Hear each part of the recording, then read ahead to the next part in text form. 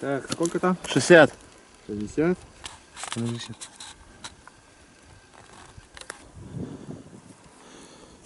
Точка складирования номер 2. Подожди.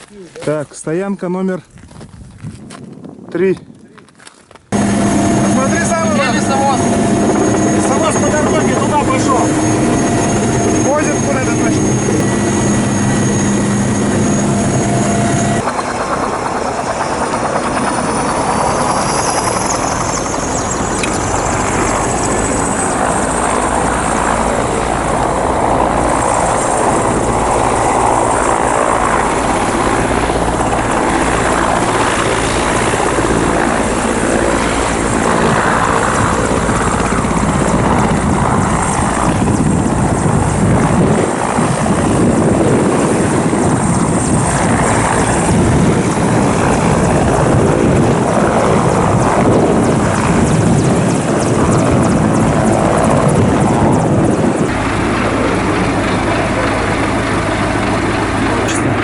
А в Нанцы куда везете?